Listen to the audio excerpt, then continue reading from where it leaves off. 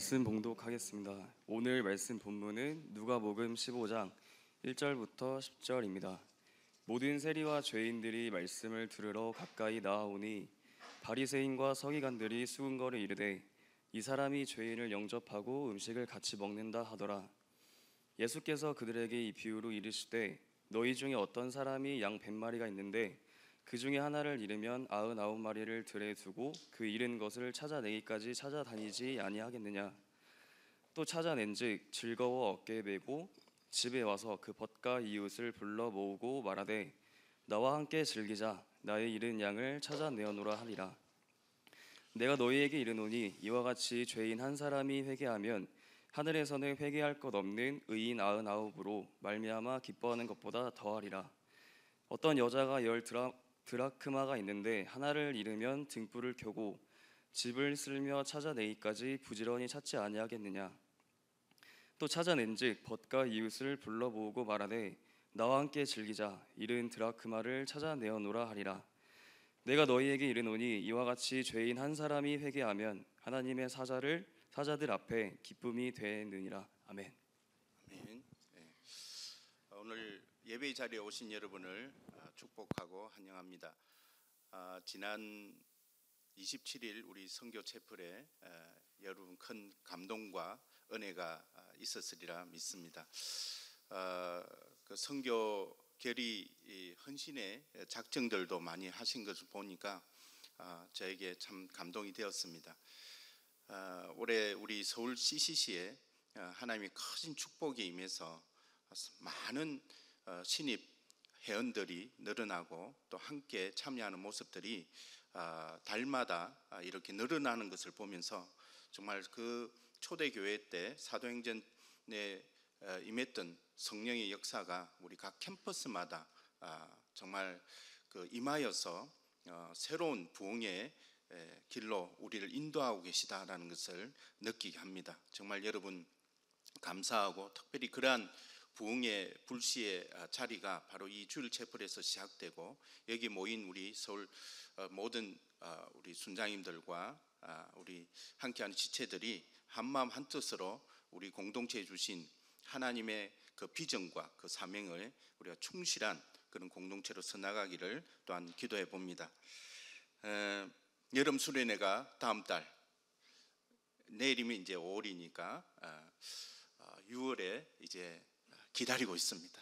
저도 정말 기대가 되고 정말 그 시간 하나님께서 또 우리 한국 CCC와 함께 또 하실 일들 또 하나님 우리 모든 지체들을 만나 주실 것들에 대해서 또 기대하는 마음으로 준비하고 있습니다. 오늘 우리가 읽었던 이 본문은 대개 잃어버린 것들에 대한 소중함에 대한 예수님의 관심과 사랑 이야기로 여러분이 교회에서나 또 자주 많이 들었던 설교 중에 본문일 것입니다. 그래서 잃어버린 영혼들을 향한 적극적인 헌신의 삶에 대해서 많은 강조하면서 설교를 합니다. 그러나 오늘 저는 조금 다른 각도에서 이 본문을 바라보고자 합니다. 그것은 여러분과 함께 이 자기의라는 주제를 가지고 교회 안에서 공동체 안에서 자기 인식의 부족함으로 발생되는 죄의 문제를 다루고 우리 각자가 그리스도의 은혜를 입는 자로서 이것을 어떻게 극복하고 하나님 뜻 가운데서 나아갈 수 있는지에 대해서 적용하는 그런 시간이 되기를 바랍니다. 헬라어로는 이 유세비아는 거룩한 그리고 경건한 독실한이라는 뜻으로 거룩한 사람 또 하나님의 앞에서 온통 신앙과 순종으로 사는 사람 즉 어려운 사람이라는 뜻으로 긍정적인 의미로 사용되는 단어입니다. 그러나 그리스도인이 된 이들만 지을 수 있고 또 지을 기회가 있는 몇 가지 죄들 중에서 가장 높은 순위를 기록하는 죄가 바로 자기의의 죄입니다. 여러분 생소하죠? 자기의라는 부분에 대한 죄에 대한 인식을 오늘 함께 나누는데요. 상당히 우리 교회 안에서 특별히 그리스도의 제자로서 부름받고 또 순장으로서 또 서나가는 가운데 우리가 종종 인식하지 못하면서 저지르는 그러한 죄의 종류 중에 하나이기도 하는 것이죠. 그래서 종교 공동체 바깥에서는 거의 불가능한 방식으로 공동체 안에서 번창하는 죄의 형태입니다. 그 죄가 시작되는 장소가 바로 예배가 드려지는 이 자리이기도 합니다. 이 죄는 을을 명예롭게 여기고 추구하는 공동체의 토양을 필요로 하기에 어려운 길을 실천하는 이런 공동체 안에서 뿌리를 내립니다. 따라서 이러한 자기의, 즉 이걸 다른 말로 말하면 경건병이라고 하는데, 이 경건병의 죄를 가장 잘 막는 길은 늘 절박하게 구원자를 필요로 하는 잃어버린 존재로서의 자신의 상태를 심각하게 인식하는 데서 출발할 수 있는 것입니다. 그래서 그 대표적 자기의와 경건병에 걸린 인물이 있다면 구약의 선지자 요나일 것입니다. 니느웨로 가서 하나님의 명령을 수행해야 할 것을 거부하고 어디로 갑니까? 다시스로 향하는 배에 몸을 실었습니다. 자신이 가지고 있는 의의 기준에 충실한 인물이었습니다. 요나의 이야기는 좀 이따가 다시 설명을 드리겠습니다. 그래서 오늘 본문의 이 이야기에 나오는 이 잃어버린 자들의 비유를 통해서 예수님은 이 비유의 가리킴이 오늘 우리 자신이라는 것을 깨닫게 하는 놀라운 기교적 그런 장치의 내용들이 이 본문의 내용에 담겨 있는 것을 보게 됩니다. 먼저 우리가 오늘 본문에 읽었던 이런 양을 찾는 목자 비유, 그리고 이런 드라크마를 찾는 여인 비유, 그리고 오늘 구체적으로 더 많은 설명은 하지 않겠지만 이런 아들을 찾는 일명 탕자 비유, 뭐 이런 이 아버지의 비유에 관한 내용들이 오늘 여기에 담겨 있는데요. 특히 우리가 이 내용을 좀 읽어보면 성경은 아주 자연스럽게 예수님이 그 이야기를 하지만 듣는 사람 입장에서는 좀 일반적이지 않는 내용으로 예수님은 소개하고 있습니다. 왜 그러냐면 이 목자가 한 마리의 양이 잃어버린 것을 알게 되고 그 99마리의 양을 제쳐두고 누군가는 맡겼겠죠. 함께 목동들이 있으니까. 그렇지만 어쩌면 제가 한번 상상을 해봤어요. 이 잃어버린 이 양은 평소에 행동이 별로 안 좋았을 것 같아요. 항상 딴 길을 갔을 것 같아요. 항상 딴짓을 했을 것 같아요. 일반적으로 양들은 순하잖아요. 잃어버린 바 된 양은 순하지 않는 양이었을까? 좀 그렇게 좀 말듣지 않는 순원이었을까? 항상 엉뚱한 생각을 했던 순원이었을까? 뭐 여러 가지 우리가 생각을 해볼 수 있는 그런 뭐 지금은 동물이지만 우리가 사람한테 비유하면 그런 인물이지 않았을까 하는 생각이 듭니다. 그런 말 듣지 않고 우리의 공동체 안에 잘 적응하지도 않고 자기 길의 멋대로 행했던 그런 인물을, 그런 양을 찾아가는 이 목자, 일반적이진 않는 것 같아요. 심지어 이 찾은 양을 메고 돌아와서 함께 그 주변의 사람들과 함께 축하의 연을 펼칩니다. 뭐가 그리 기쁠까요? 오히려 찾아서 어떻게 합니까? 우리는 맴매짓을 하지 않겠습니까? 꾸중을 하지 않겠습니까? 그런데 이 목자는 이 잃어버린 양을 데려와서 함께 기쁨의 잔치를 펼치는, 그리고 이 이야기를 너무나 자연스럽게 설명하는 이 예수님, 한번 상상해 보세요. 지금 그 세리들과 그 죄인들, 그리고 그 바리새인들과 서기관들, 그리고 제자들과 함께 어우러져 있는 이 방에서 이 이야기를 하고 있는데, 여러분 한번 성경이니까 그냥 그대로 받아들인 내용이라 볼 수 있겠지만 여러분 좀 더 자세히 읽어보면 이것이 정말 자연스러운 이야기일까? 일반적인 이야기일까? 라고 반문해 볼 수 있는 그런 내용입니다. 심지어 우리가 더 나아가서 잃어버린 이 드라크마를 찾는 이 여인의 비유도, 이 여인도 이 드라크마를 이제 물론 이 드라크마를 우리가 이야기하면 일반 노동자의 하루 품삯 정도의 그 금액의 가치를 가지고 있다 하니까, 뭐 우리가 일반적으로 지금 이야기하면 하루 일당이 10만 원이다 하면 한 드라크마가 한 10만 원 정도의 가치, 뭐 이렇게 우리가 한번 생각해 볼 수 있다면, 뭐 크다면 크고 적으면 적다라고 이렇게 생각해 볼 수는 있겠죠. 그렇지만 저는 그것을 열심히 찾을 수는 있다고 봅니다. 저도 종종 뭔가를 기억하지 못하고 어디에 넣었는지 요즘에 그런 경험들을 하고 있습니다. 요즘에 큰 경험을 하나 하고 있는데 아직 저희 아내한테는 설명을 하지 못하고 있는 것이 하나 있는데 결혼 시계를 잊어먹었어요. 근데 벌써 20 몇 년 동안 차고 다녀야 될 이 결혼식에 물론 결혼 반지는 집에 놔두고 있지만 이 시계를 최근에 제가 잃어먹었는데 어디에 넣어놨는지 도저히 기억이 나지를 않습니다. 보통 시계는 풀지를 않는데 왜 내가 시계를 풀어놨을까? 어디에 풀어놨을까? 그래 하면서 상당히 지금 고민을 하고 있는데 감사하게도 그 결혼식에는 제가 결혼할 때 커플링으로 맞췄던 아주 5만 원도 안 되는 아주 싼 시계였기 때문에 값어치로 따지면 그렇게 아까운 시계는 아닙니다. 그런데 기념적인 시계잖아요.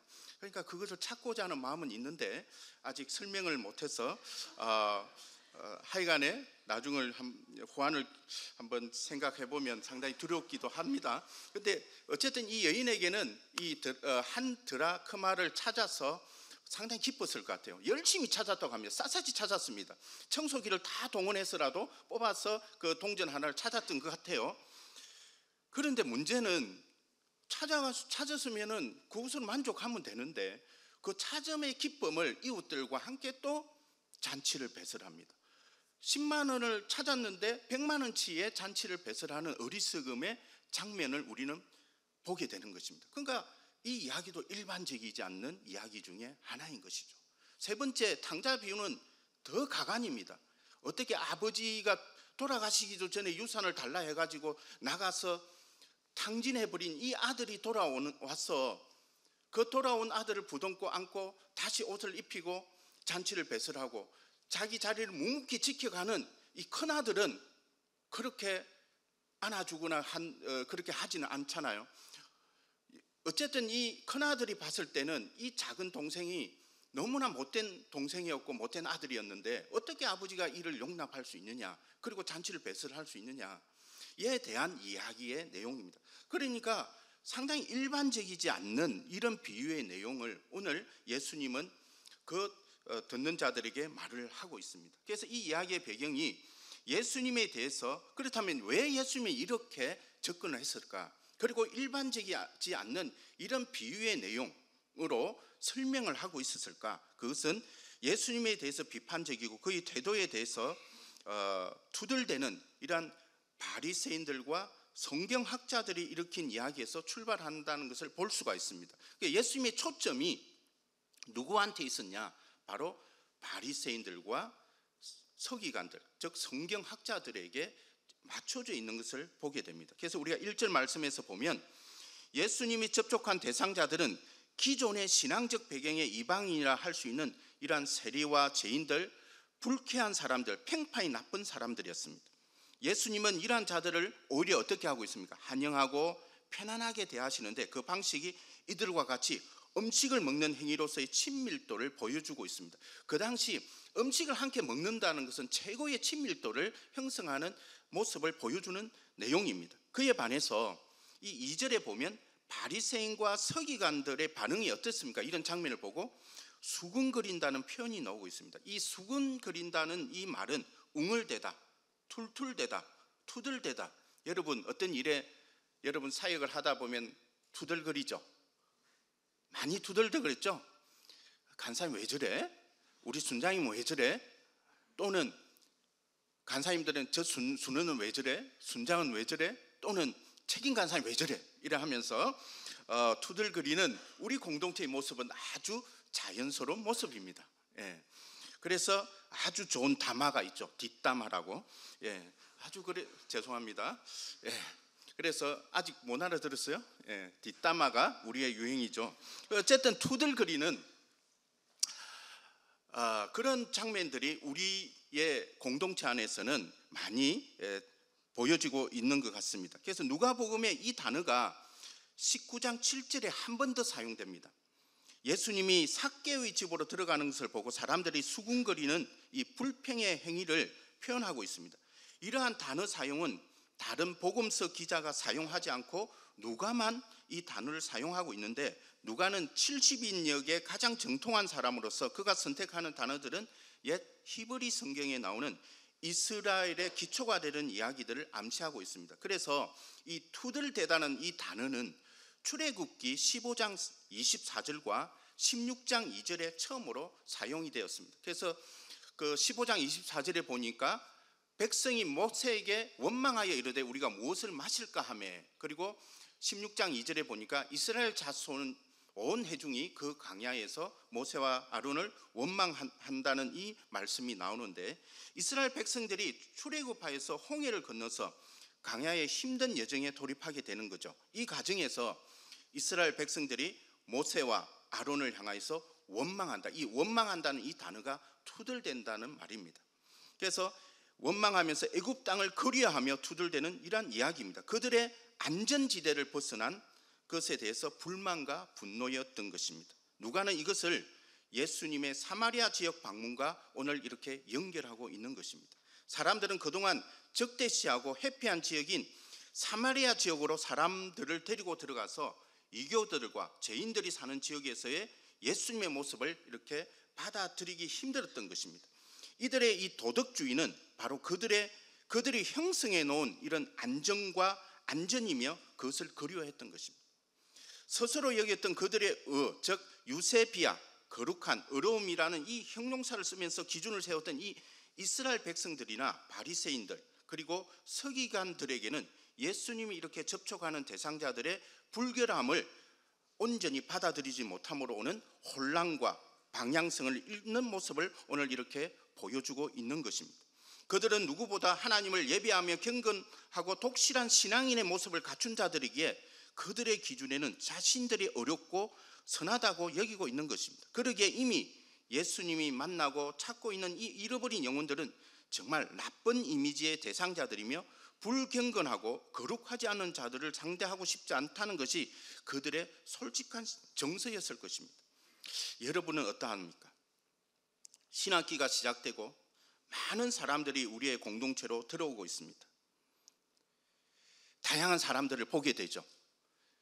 세대가 상당히 빠르게 변화되고 있죠.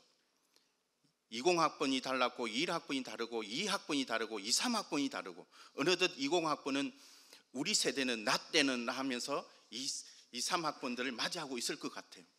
그리고 너무나 다양한 사람들이 부흥이 되니까, 막 여기저기 부흥이 되니까 이 사람 저 사람 희한한 사람들이 다 들어와요, 우리 공동체에. 그러니까 정신이 없어요. 어떻게 질서를 잡지?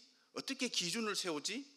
어떻게 이들을 정말 질서 있게 이 공동체 속에 서게 하지? 라는 생각들이 언뜻 순장들에게는 또는 대표단에게는 생겨날 수 있겠다는 생각이 듭니다. 그래서 여러분이 그동안 만들어왔던 규칙이나 규정 또는 안정감이 이러한 경우에 흔들리는 일은 없습니까? 혹은 순장과 순원의 관계 속에서 갈등하는 것들이 자기 의와 관련되어 있지는 않습니까? 그것으로 인해서 불평이나 불만이 생기지는 않습니까? 최근 여러분 투덜거렸죠? 아마 여기도 계신 분들이 그런 일로 많이 투덜거렸을 것입니다. 위로해 주시기 바랍니다. 그래서 이것으로 우리는 상대를 향해서, 그런데 그 투덜거리는 것으로 끝나는 것이 아니라 우리는 그런 상대를 향해서 쉽게 정죄하기 시작합니다. 여러분은 어떤 영적 공동체를 세워가기를 기도하고 있습니까? 제가 이것과는 좀 다른 영역이지만 제가 평생을 살면서 한 가지 지금 후회하고 있고 회개했던 한 가지 내용이 있습니다. 제가 동아시아에서 사역을 하고 있을 때 자비랑들, 스틴트들 받아서 사역을 합니다. 근데 어느 한 명의 스틴트가 현지에 있는 저희가 막 이제 세우려고 하는 이제 졸업반에 자매가 한 명 있었는데 현지인 간사로 이제 준비하고 있는 단계의 자매였습니다. 그래서 우리는 4년을 넘게 이 자매에게 정성을 쏟아서 열심히 길러놨는데 이제 막 온 이 자비랑 스틴트 형제가 이 자매를 마음에 들어 했습니다. 마음에 들어 하는 것은 당연하지 않습니까? 그런데 그래서 이 자매를 좋아하기 시작하고 이 자매에게 고백을 했던 것 같아요. 그래서 그런 정세가 보여서 제가 질문을 합니다. 혹시 너 사귀느냐? 라고 물었을 때 이 형제가 끝까지 발뺌을 합니다. 저는 그런 적이 없다고. 그러면서 우리를 속였어요. 그리고 6개월 뒤에 또 한 번 이제 이 형제에게 이야기를 한 가운데 이 자매와의 사귐에 대해서 물어봤는데 그때도 발뺌을 했는데 이미 그때는 많이 진전이 된 상태였습니다. 그것에 대해서 제가 상당한 분노를 했습니다. 심지어 이 형제에게 뭐라고 이야기를 했냐면 마귀의 자식이라고 이야기를 했어요. 왜냐하면 너가 이 땅에 온 목적이 뭐냐? 여기에서 영적 공동체를 세우고 이 땅에 현지인 지도자들을 세워서 이 사명들을 계속 이어갈 것을 놓기 위해서 간사님들은 여기 와가지고 선교사들이 와가지고 사익을 잇고 가는데 너의 개인적인 감정으로 이 자매와 결혼을 하게 된다든지 이렇게 공동체를 떠나게 되면 우리가 그동안 4년 동안 했던 일들이 뭐 어떤 일이 되냐에 대한 결과적인 것에 대한 저의 불안함 그리고 불안정 여러 가지 이런 부분에 제가 상당히 그 긴장함으로 이 형제를 대했던 것 같아요. 물론 이 형제는 뭐 그렇게 넓게까지 생각했겠어요? 열정으로 와서 그냥 하다 보니까 자매를 봤는데 마음에 들었던 거예요. 그 마음에 드는 거 어떻게 하겠어요? 그리고 그렇게 교제를 했던 것이 뭐가 그렇게 죽일 죄인지, 그리고 물론 속인 죄는 제가 그래서 더 분노했던 것은 우리를 속인 것에 대한 그에 대한 저의 분노였을지만 더 나아가서는 제가 이 현지인 자매를 이 형제한테 뺏기고 싶지 않는 선교사의 그 마음이었지 않았을까. 그런데 그것도 제가 세운 정의였고 규정이었고 규칙이었고 저희 생각이지 않았을까 하는 생각이 듭니다. 하나님은 또 다른 방법으로 이 가정 속에 역사하실 수 있다고 믿어야 되는데 저 나름대로 설정한 규칙과 규정과 내용으로 인해서 이 형제를 마귀의 자식으로 제가 분류를 했던 그런 죄를 범했던 모습을 오늘 이 본문 내용을 준비하면서 그것을 생각하게 하면서 다시 한 번 더 회개하는 시간을 가졌습니다. 나이가 들면 좀 여유가 이제 생기더라고요. 그때는 몰랐는데 지금은 좀 더 여유로워지게 되고 있습니다. 어쨌든 여러분에게도 그러한 경험들이 있을 것입니다. 예수님은 이러한 바리새인과 서기관 심지어 제자들에게 이러한 투덜거림과 불평 가운데서 이 세 가지 비유를 이야기하고 있는 것입니다. 이 세 가지 이야기들의 특징을 살펴보면 이야기가 전개될수록 강화되는 나선형 구조로 배치되어 있습니다. 첫 번째 이야기에 나오는 그래서 이 나선형 구조에서의 핵심은 숫자로 강조되고 있습니다. 첫 번째 이야기에 나오는 이 숫자가 얼마입니까? 양 100마리를 말하고 있습니다. 100이라는 숫자를 여기서 기억하십시오. 100마리의 양 중에 한 마리를 잃어버렸는데 찾아와서 그 기쁨을 나누는 이야기입니다. 두 번째 이야기에 나오는 숫자는 얼마입니까? 10 드라크마의 즉 10이라는 숫자입니다. 그 중에 하나를 잃어버렸는데 결국 찾아와서 그 기쁨과 복과 이웃들과 함께 또 기뻐하는 이야기입니다. 세 번째 이야기는 이제 100에서 10으로 줄어들었습니다. 10에서 이제 어떻게 숫자가 나옵니까? 바로 두 아들이 나오게 됩니다. 2라는 숫자입니다. 둘 중 하나를 잃고 기다리다가 그 작은 아들이 돌아오자 아버지가 축하의 잔치를 베푸는 이야기입니다. 우리가 종종 여기서 이제 끝나는 이야기로 생각할 수가 있는데 이 세 번째 이야기는 앞선 두 이야기보다 더 많은 내용들을 담고 있고 단순히 하나의 이야기로 끝나지 않고 또 큰아들의 이야기로 이어지는 사실은 세 번째 이야기 안에는 또 다른 이야기 네 번째 이야기가 담겨 있는 바로 한 명으로 또 이제 기결되는 내용입니다. 그래서 112, 1로 가는 그런 나선형 구조이면서 하나님의 강조점, 예수님 말하고자 하는 이 강조점을 이것을 통해서 우리에게 보여주고 있다는 것입니다. 이렇게 숫자의 비율이 줄어드는 것은 우리의 기대를 강화시켜가는 그런 작용을 하고 있는 것입니다.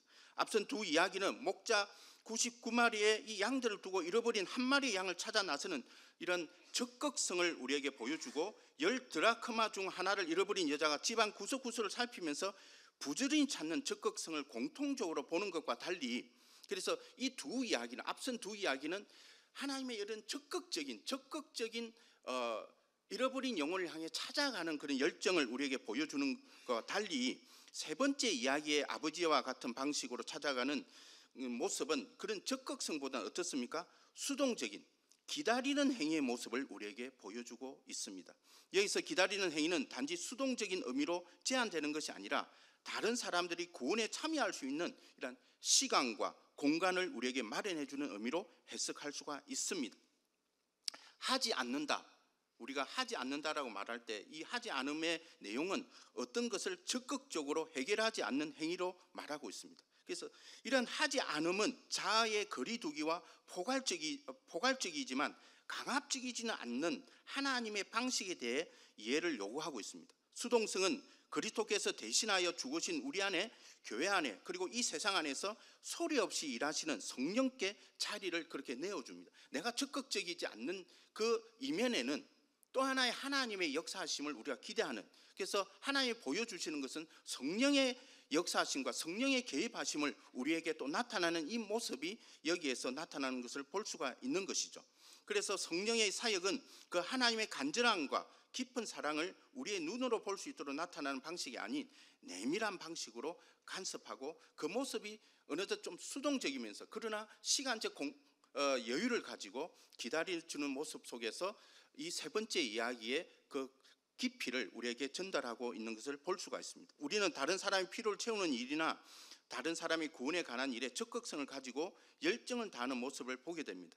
그리고 그러한 열심으로 자신의 연약함을 쉽게 발견하지는 못합니다. 그러한 가정 속에서 발생하는 원칙적 적용이나 기준의 제시가 설령 상대방의 마음을 다치게 하거나 힘들게 할 수 있지만 자기가 설정한 의를 정의롭게 생각하는 경우가 많습니다. 그런데 하나님은 그러한 나에게 수동적으로 임하면서 기다리고 계십니다.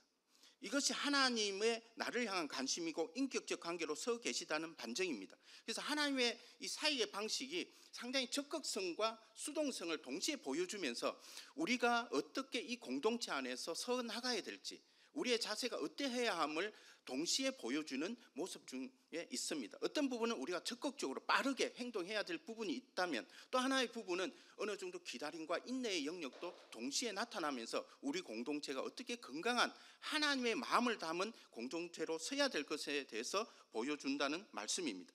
따라서 이 예수님의 이 세 가지 비유는 세 번째 비유의 이야기에 담겨 있는 이 네 번째 이야기의 대상에 이제 초점으로 나가게 됩니다. 또 한 명의 잃어버린 아들, 즉 큰 아들에 대한 아버지의 사랑이며 관심입니다. 이 아들은 눈에 띄게 무엇을 잘못한 적이 없는 아들이고 항상 규칙을 지키고 열심히 주어진 일들을 감당해 왔던 큰 아들입니다. 바로 여러분과 같이 너무나 충성스럽게 순종하면서 지금까지 달려왔던 그런 순장이었던 거죠. 아버지는 겉으로 간절히 기다렸던 작은 아들을 찾은 것에 기뻐하며 잔치를 베풀고 큰 아들을 그 축하 자리에 같이 갈 것을 촉구하고 간청하고 있습니다. 그래서 28절에 보니까 그가 노하여 들어가고자 하지 아니하거늘 아버지가 나와서 권한대. 여기 권한다는 이 단어는 파라칼레이라는 동사입니다. 요청의 의미를 가지고 있는데, 노래하고 잔치를 벌리고 축하는 잃어버렸다가 찾는 자들의 공동체로 우리를 이끄는 구애와 그리고 초대와 환영과 격려의 그러한 단어입니다. 이 동사는 무엇보다도 보혜사이신 성령과 연관된 단어로 하나님이 우리 곁에 오셔서 잃어버렸다가 찾는 자들의 공동체로 이끄신다는 것입니다. 그런데 예수님은 이 네 번째 이야기의 결론을 이야기하지 않고 열린 결말로 마무리하고 있습니다. 저는 드라마를 보다가 열린 결말에 가장 분노합니다. 그렇죠. 제가 기대하는 결론은 내려야 되는데 뭔가 어정쩡하게 끝나는 결말, 감독들이 가장 선호하는, 연출자가 가장 선호하는 결말의 형태일 수는 있지만 상당히 부담스러운 결말입니다. 어쨌든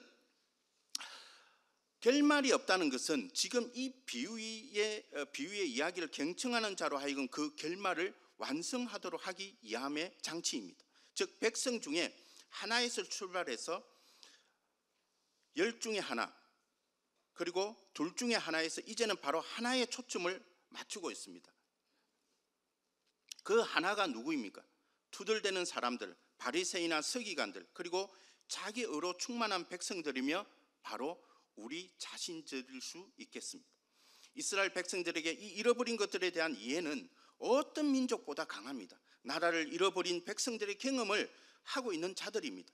그래서 누구보다도 더 찾고자 하는 열망이 높은 민족이며 사람들입니다. 그래서 그들의 선택지는 종교성에 강한 집착을 가지고 있습니다. 하나님과 자신과의 관계성에 집중하고 있습니다. 자기 의를 자기 지킴으로 연결하고 자기 안정으로 만족하고 있습니다. 이제 예수님은 그들의 본질적인 문제를 직면케 하고 그 투덜됨, 즉 자기 의로 규정한 원칙이나 기준의 잣대를 버리고 잃어버렸다가 다시 찾는 자의 무리에 가담하게 합니다. 친구들과 이웃들과 천사의 축하를 받도록 예수님은 이 이야기의 결말을 우리에게 제공해주고 있는 것입니다. 사랑하는 여러분, 이제 우리는 깨달을 수 있어야 합니다. 우리가 잊고 있었던 잃어버린 자의 자기 인식이 오늘 이 시간 고백되기를 바랍니다. 자신은 결코 잃어버린 자라고 생각하지 않는 무리 가운데 있는 이 주루들의 자기 인식을 내려놓고 예수 그리스도의 은혜 앞에 나오기를 예수님은 우리를 기다리고 계십니다. 따라서 자기 의는 자신의 잃어버린 상태를 부인하는 데서 비롯되고 경건병으로 수많은 죄를 양산한다는 사실을 인지하고 자신이 설정하고 있는 이 안전한 도덕적인 틀이나 자족감의 자세를 유지하겠다는 이 고집을 내려놓아야 되는 것입니다. 우리는 이제 날마다 이 예배 시간에 우리의 능력이나 의지를 이 제단 위에 올려놓고 잃어버린 자로 온전히 하나님의 찾으심의 대상이 되는 은혜를 입는 자로 서기를 축원합니다. 그럼 우리는 어떻게 하면 이러한 자기 의를 극복할 수 있을까요? 그것은 하나님의 마음을 가지는 것입니다. 아버지의 마음을 가지는 것입니다. 하나님의 마음으로, 아버지의 마음으로 이 세상을 바라볼 수 있어야 합니다. 하나님의 마음은 이 세 번째 이야기에 나오는 바로 아버지의 마음입니다. 이 아버지의 마음은 첫 번째 이야기에서 시작됩니다. 99마리의 양을 두고 잃어버린 한 마리의 양을 찾아 나서는 목자에게 요구되는 이 높은 수준의 노력과 관심이 여기에도 부여가 됩니다. 어깨에 메고 온 잃어버린 양은 자기 발로 무리 밖으로 나갔는지 길을 잃었는지에 대한 이야기는 없지만 어깨에 매달려 돌아왔다는 것은 이 7절에 보니까 내가 너에게 이르노니 이와 같이 이 죄인 한 사람이 회개하면 하늘에서는 회개할 것 없는 의인 아홉으로 말미암아 기뻐하는 것보다 더하리라.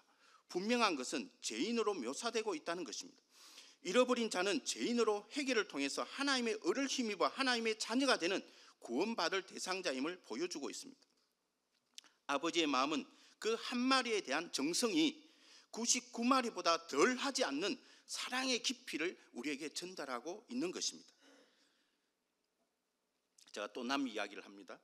엘사바도르의 한 영혼이 제가 자주 갔던 이 동아시아의 99명의 영혼과, 이 말은 제가 왜 이렇게 하냐면 100만원, 150만이면 갈 수 있는 지역에 가서 선교를 해서 99명을 얻는 것이 400만 원이나 투자해서 가서 한 명을 얻는 엘사바도르에 비할 수 있느냐라고 반문할 수가 있겠습니다. 그렇죠? 그렇게 돈으로 계산할 수가 있잖아요. 그런 의미에서 제가 말씀을 드립니다. 그래서 이 엘사바도르의 한 영혼이 동아시아의 99명의 영혼과 결코 비교할 수 없는 가치를 지니고 있다는 의미입니다. 단기 선교의 400만의 가치가 결코 아깝지 않다는 정성이라고 말할 수 있다는 것입니다. 두 번째 비유는 한 드라크마에 대한 여인의 이야기입니다.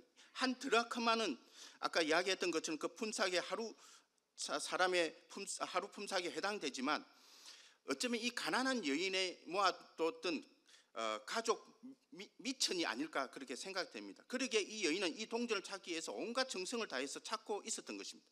등불을 켜고 집을 쓸며 찾아내기까지 부지런히 찾지 아니하겠냐는 말은 하나님의 이 잃어버린 영혼들을 향한 당신의 열심을 여기서는 묘사하고 있습니다. 하나님의 열심입니다. 이러한 하나님의 열심은 당신의 큰 기쁨으로 연결되고 있습니다. 돌이킴 즉 이 회개의 기쁨은 하나님의 기쁨이 되는 것입니다. 하나님의 마음을 찾고자 하는 열정을 지닌 마음이고 변화된 인생에 대한 기쁨의 마음입니다. 회개는 죄인들 입장에서는 돌이킴이고 하나님의 입장에서는 찾은 바입니다. 그러기에 바로 하나님의 기쁨이 되는 것입니다. 그래서 세 번째 이 큰아들을 초점으로 대상을 두고 첫 번째 비유, 두 번째 비유에서 그 돌이킴, 회개의 영역을 좀 더 자세하게 설명하기 위해서 이 비유들을 먼저 설명하면서 유도하고 있는 장면이라는 것을 말씀드리는 것입니다. 그래서 요즘 저에게 고민이 되는 것은 서울지구에 올해 전체 멤버십을 계산해 보니까 2,392명이 우리와 함께하고 있습니다. 이 2,392명의 CCC 학생들도 소중하고 제가 섬겨야 대상이지만 이 그룹에 참여하지 못하고 있는 잃어버린 한 영혼에 대한 간절함이 저에게 더 있다는 것을 발견하고 있습니다. 그래서 아직도 저희 나이를 계산해 봤습니다.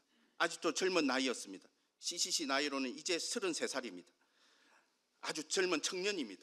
제가 엊그제까지 나이 이제 50대 중반에서 다음 뭘 생각할까, 또 선교사로 한번 나가보려고 결정을 하는 순간, 생각하는 순간 나가서 얼마나 일을 할까에 대해서 염려를 했다가 다시 계산을 했습니다. 나이 계산을. CCC에 들어온 계산을 해보니까 33살입니다. 청년입니다. 아직도 20년은 더 일할 수 있겠습니다. 그래서 그런 생각을 좀 해보면서 아직도 나에게는 찾아 나서고자 하는 그런 열정이 남아있는 것을 보게 됩니다. 하나님의 이러한 적극성은 예수 그리스도를 이 땅에 보내심으로 성취되었습니다. 하나님의 열심은 당신의 사람들을, 당신의 잃어버린 영혼들을 향해서 보냄을 받게 합니다. 그 만남은 세 번째 비유에서 나오듯이 누군가에게는 오랜 기다림, 즉 수동적인 기다림으로 연결됩니다. 그러한 사람들을 향해서 또 나아가는 우리 모두가 되어야 될 것입니다. 말씀을 맺겠습니다. 하나님은 시간과 공간 속에서 당신의 사랑을 나타내시며 인격적인 만남으로 나오기를 기대하고 있습니다. 이것은 작은 아들을 통한 큰 아들의 해결을 유도하고 있습니다. 우리 모두는 죄인이란 출발에서 하나님의 은혜를 입어야 할 대상임을 자각하고 하나님의 하실 일을 기대하며 순종하는 우리 모두가 되기를 주님의 이름으로 축원합니다. 특별히 요나의 말씀으로 마무리를 짓겠습니다. 세 번째 그 요나는 하나님의 하시는 일에 상당한 불만과 분노가 있었습니다. 그 요나에게 4장 11절 마지막으로 당신의 마음을 전하고 있습니다. 하나님은 그 요나를 향해서 이 큰 성읍 니느웨는 좌우를 분별하지 못하는 자가 12만 명이요 가축도 많이 있나니 내가 어찌 아끼지 아니하겠느냐. 이것이 아버지의 마음이자 하나님의 마음인 것입니다. 우리 함께 기도하겠습니다. 하나님 아버지 감사합니다. 참으로 이 시간 다시 한 번 더 자기 의로 충실했던 자들을 향한 하나님의 사랑의 말씀을 우리에게 다시 한 번 더 선포하시면서 우리가 잃어버린 자였음을, 우리가 죄인이었음을 이 시간 다시 한 번 더 자각하고 하나님의 그 은혜를 입은 자로 이 자리에 다시 한 번 더 나오고 돌이킴 받는 자가 되게 해서 하나님의 찾은 바 되는 기쁨의 대상이 될 것을 우리에게 말씀해 주시니 감사합니다.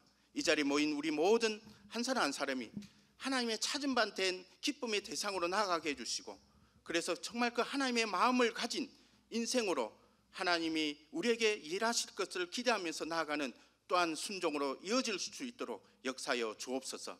감사하며 우리 주 예수 그리스도 이름으로 기도드립니다.